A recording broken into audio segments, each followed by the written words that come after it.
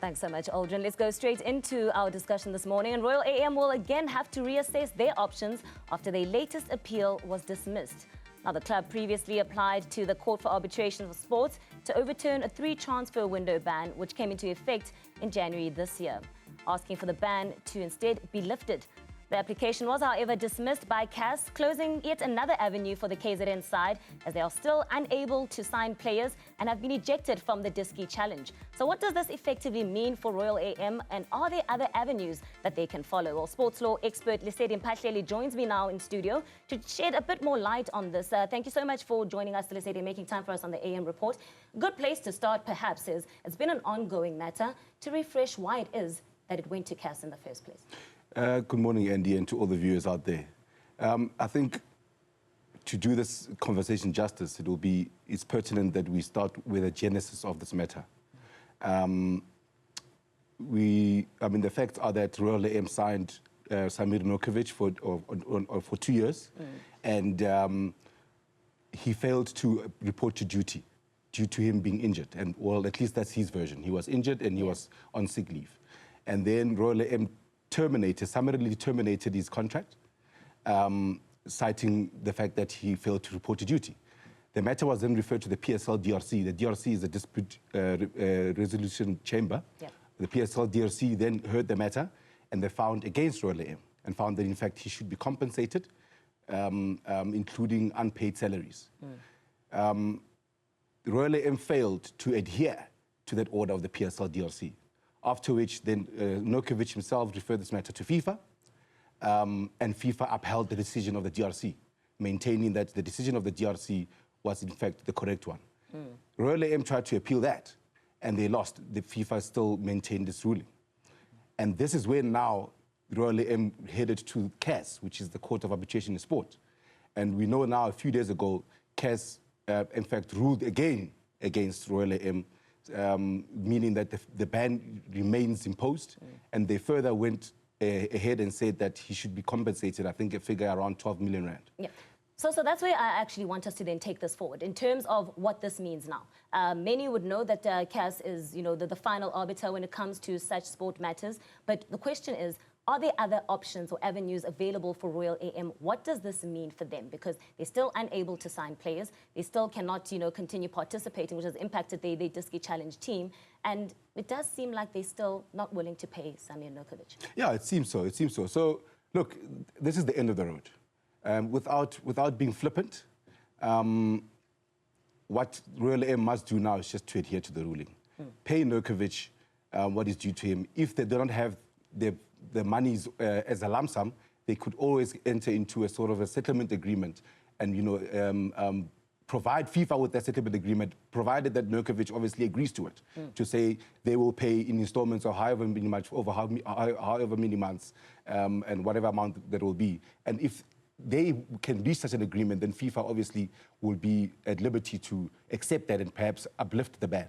And looking at the options that they have, like I said, this is the end of the road. So then, sorry to interject here, what then does this mean for our local football authorities? So should this continue and they decide, well, we don't want to, or we're not in a position to pay Samir Nokovic, or for whatever reason, that does not happen, is there a point at which then the PSL or other authorities then would step in and say, well, we have to enforce the FIFA, well, the ban has been enforced already, but for the integrity of the game, perhaps, we have to then ensure that this action is taken? Well, look, the PSL will have to chip in, because we know that Royal AM are participants in the Premier Soccer League currently, at the top flight. And, if Royal AM continues to not adhere to the ruling, and this final ruling, especially by CAS, PSL will have to step in and take disciplinary measures against Royal AM, which can be either a financial sort of, sanction, or it can even go as far as them being suspended from participating in the league.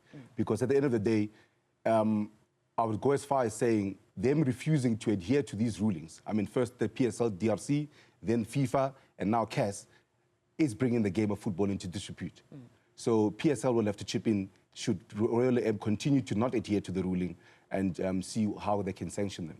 Now, you're talking about the PSL perhaps chipping in. I know you were involved in a matter involving, you know, the South African Football Association and Ms. Riali Dwaba not so long ago. And perhaps then, if it is a matter that needs to go to a SAFA, for instance, what measures can they take, those bodies, in terms of enforcing action on Royal AM? Do they have the power to even force them to do that? Yes, they do have the power. Remember, I mean, Royal AM doesn't exist in isolation. They are part of the Premier Soccer League. In fact, they're participating in the 12th flight. And them being participants means they have to adhere to the NSL handbook, the SAFA rules and regulations, and all other regulations that regulate football in the country and or even globally, including the FIFA statutes. Because we know that the statutes start from FIFA, then they come to CAF, and then we've got the local SAFA statutes. So definitely these bodies can take action. And I'm saying in this instance, the PSL is the perfect body to take action, the relevant action against Royal AM should they continue to not adhere to the rulings. And I want to take this outside of our borders just as we prepare to wrap this up. We are seeing that there's quite a bit of conversation around transfers and perhaps the understanding of rules and the responsibility in terms of where it sits. Should the payment come from the club that is transferring or the club that is receiving the player, for instance? And it does seem the Lassana Diarra case has now thrust that into the spotlight as well. What implications could that possibly have, not only for football in Europe, but perhaps bringing it to the local game and the instances that we're seeing here? Yeah, look, the Diarra case is very interesting, and it has the potential of bringing a change to the FIFA transfer rules. I mean, we know that the transfer rules, in the Diarra case, Diarra was signed to Lokomotiv Moscow and for 2 years. But shortly into the contract, he terminated the contract. So it wasn't the club who could terminate it, it was him himself, the player, who terminated the contract, citing unpaid wages. And the matter went to the European Commission. The European Commission did not entertain his case, and then he further went, then Diarra took the matter to the European Court of Justice. And the European Court of Justice, interestingly, found that the FIFA transfer rules are actually contradictory to the law, in the sense that they said it prohibits the freedom of movement of players, and it also hampers on competition laws within Europe. Meaning that, because, I mean, as we have it, in terms of the FIFA transfer rules, Diarra would not be able to play for another club unless Lokomotiv Moscow releases him and gives him the clearance certificate after having received transfer fees. So yeah, it definitely has the potential of impacting, you know, the FIFA transfer rules in general.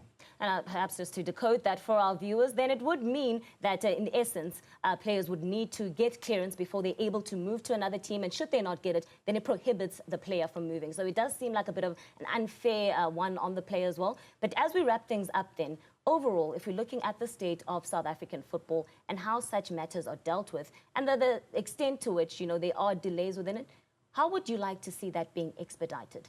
With regards to transfers? With regards to transfers and matters in general, because we did see last week, you know, Zola Majavo also opining on some of the matters that have been happening in local football, and it's not matters that are recent. These things take a bit longer, and it does seem like it's a bit lengthy to get to the end of such matters, and that's why it ends up going to FIFA, because locally, we're not dealing with them. How does that get better?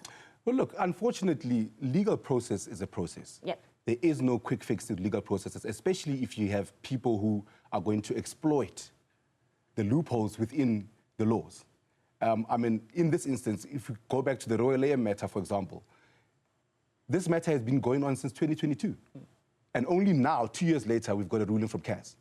And that is because Royal AM have exhausted all remedies and taken all loopholes that they could take to try and stretch the matter and to try and avoid paying Nurkovic what's due to him. So that's first and foremost, we need to understand that, unfortunately, within the realm of law, process is process, and there is no quick fix. So I think, you know, ultimately what needs to happen is that the PSR and all the local bodies need to see how they can fast-track matters so that, you know, we get to the finality of things quicker. Yeah, I'll fast-track that because we are out of time, Lesedi. Of course, that is Lesedi Mphahlele, who is a sports law expert, just unpacking what's happening in terms of Royal AM, the end of the road for them legally. But what does this mean for our local football? We'll keep an eye on that as we go for a break. When we return, it's the final hour of the AM Report.